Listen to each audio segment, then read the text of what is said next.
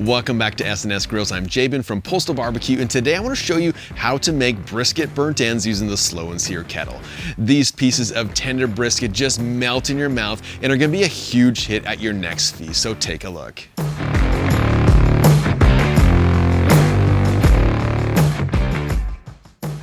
As I said, welcome back to S&S Grills. I appreciate you being here. If you haven't yet hit that subscribe button, make sure to do so, as well as hit that notification bell for more great barbecue recipes just like this one. And so today we're gonna be smoking up this amazing brisket point to make those delicious coveted burnt ends. And if you've never had brisket burnt ends before, they come from the point section. This is what we have here. If you don't have access to just the point section, you can get the full pack of brisket, separating the flat from the point so you can make some dedicated brisket burnt ends. And so to start this cook today, I actually began yesterday by looking over this brisket point. And what I did is I trimmed off all the hard fat that's on the top of our brisket. And you can see there's actually a lot of marbling that runs throughout this brisket, as well as on the underside. I trimmed it down to about 1/4 inch thick. And this is the same method I'd use when trimming a full packer brisket. And I'll make sure to leave a link in the description box for you on how to trim and cook a full brisket from beginning to end. The next thing that I did is I seasoned our brisket on both sides with kosher salt and then placed it in the fridge overnight to dry brine to allow those salts to really penetrate into the core of this brisket. And so with our brisket point all trimmed up and dry brined overnight, let's go ahead and finish preparing it with our seasoning. And so the first thing that we're going to do is we're going to hit it with a little bit of olive oil. And this is going to be a little bit of a binder for our rub to stick to. Just rub that all in. We'll flip it over.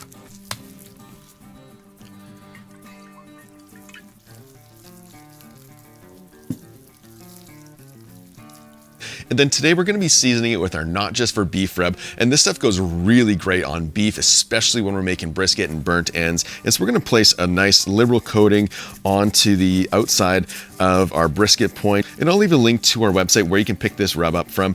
But if you don't have access to this rub, I'll make sure to leave a homemade rub recipe that will go really nice with these burnt ends. All right, we'll flip it over and we'll do the same to the other side.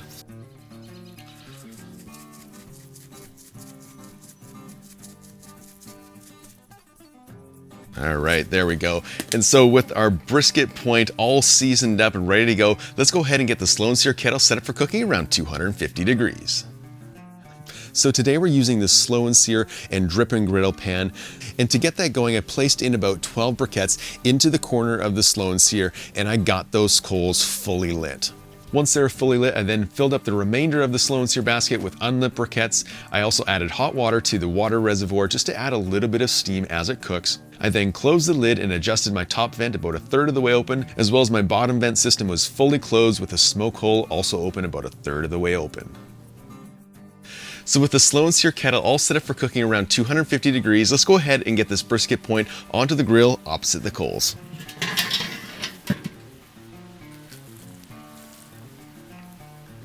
I'm also going to compress that meat together a little bit, and this is just going to help with the cooking process to promote a little more of an even cook. And then I'm going to also take my S&S 500 digital thermometer. I'm going to place that into the thickest part of this point. And then the last thing that I'm going to do is I'm going to take some hickory wood. I'm going to place that directly over those coals. And so with everything on the grill, I'm going to close up our lid and we're going to begin smoking this brisket point around 250 degrees until we form a nice spark. This is going to take a number of hours, and so we'll come back about partway through to give it a spritz as needed so that this brisket point doesn't have any sections that are drying out on us. And so we'll come back when it's time to spritz.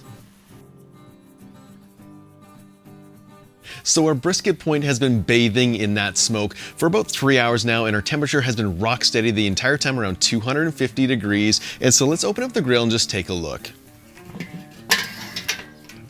Oh wow, just look at the nice color that's formed on this brisket point. You can see that that bark is starting to form up a little bit, but there's also some dry spots. And so what I'm gonna do is I'm gonna grab a mixture of half apple cider vinegar, half water, and just spritz those areas that are looking a little bit dry just to keep them hydrated.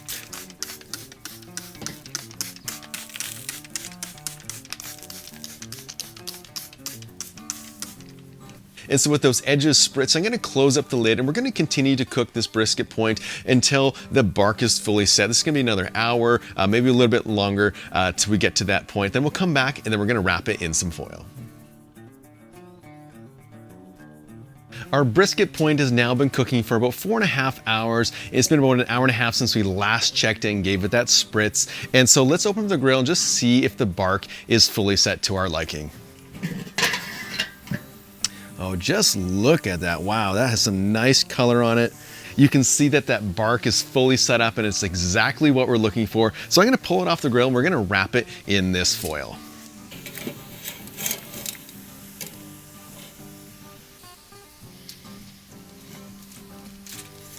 So to wrap this brisket today, I am gonna be using foil, and I've also double layered it. And so I'm gonna just fold it over one way first. And again, the opposite direction. So we're gonna pinch this down.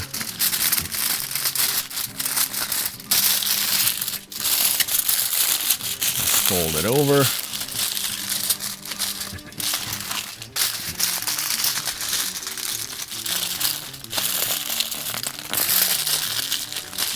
All right, there we go. And so when you do wrap your point, you wanna make sure you wrap it nice and tight. This is just gonna help protect the bark a little bit more. And so with it wrapped nicely, let's put it back on the Slow N Sear Kettle. There we go. We're also gonna take our S&S 500 and place that back into that brisket, about the same spot as it was previously without poking through to the bottom. Go. And then we're gonna close up that lid and we're gonna continue to cook this brisket point until it's probe tender. This is usually anywhere between 201 to 205 degrees Fahrenheit. And I am gonna let the temperature increase a little bit, anywhere between 250 to 275 degrees, because it is wrapped. That foil is gonna help protect that meat. And so when it gets probe tender, we're gonna come back and we're gonna finish the process of making our brisket burnt ends. Our brisket point has been cooking for just over 6 hours now, and our internal temperature has just reached 203 degrees. And so what I'm gonna do now is I'm gonna open up the lid and we're gonna probe it for tenderness just to see if it's fully done. And so what I'm gonna be doing is I'm gonna use my S&S 100 thermometer, and I'm just gonna probe it through that hole that we already made. I'm just gonna move it all around through the thicker section. And then we'll go into that flatter section. That's pretty tender.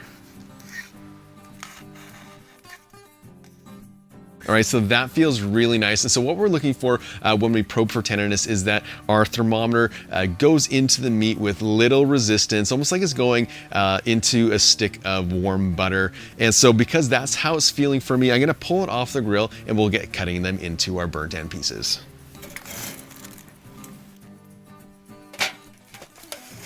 All right, so let's get this point out of our foil and onto the cutting board. Guys, just look at how amazing this brisket point turned out. It's got great color, the bark is nicely set. And so what we're gonna do is we're gonna cut them into about 1-inch cubes and then place them into our foil container here. And so there's no wrong way to do this really. And so we're just gonna cut these into strips first. And it just cuts through like butter.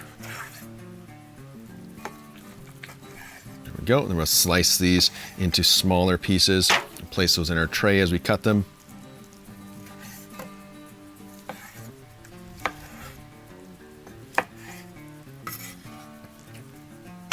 So with our cut up pieces of brisket, there's only one last step to do, and it's to add a little bit of barbecue sauce to these. And so I'm just gonna drizzle a little bit on here. We don't wanna overdo our sauce, but we want that sauce to add a little bit of sweetness to these brisket burnt ends. We'll mix them up together. And we want these to have a nice even coating to all the sides of these pieces.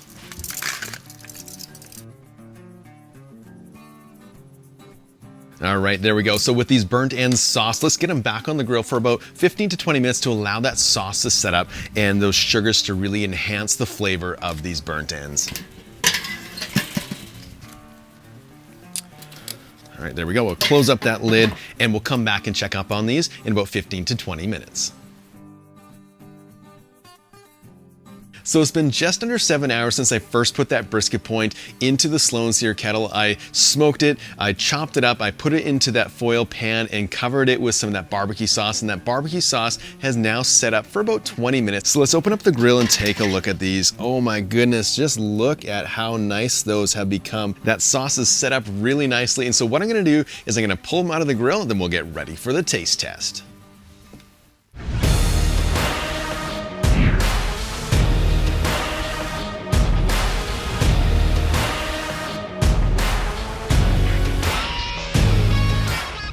So I've been waiting almost 7 hours for this moment, and you know, I don't think I've been this excited to do a taste test in a long time.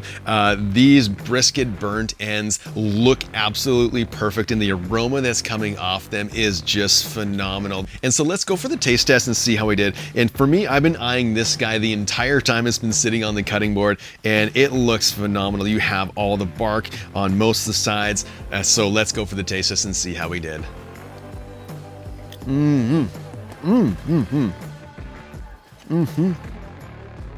You know, after tasting 3 of these, you know, because you can't just taste one when it comes to brisket burnt ends, these are amazing. Every bite is perfectly seasoned because we did that dry brine process, and then you get that bit of spice and pepper from the not just for beef rub, and then you're hit with that bit of sweetness that comes from that barbecue sauce, and it really blends nicely with the richness that comes from that brisket point section. You know, if you've never tried brisket burnt ends like this before, make sure to give it a try because I know that you're gonna love it. I know I am, and so I'm gonna keep going in and enjoy my feast. Man, that's good.